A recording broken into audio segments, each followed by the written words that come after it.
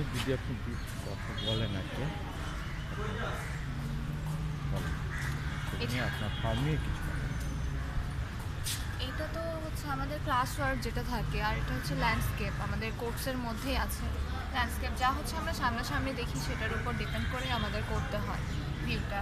And আমার সামনে যে ভিউ আছে সেটাই আমরা এখানে উপস্থাপন করছি অয়েল কালারে, কিন্তু এক একজনের ট্রিটমেন্ট এক এক রকম থাকে, অয়েলের উপরেই কাজ, সবার একরকম থাকে না।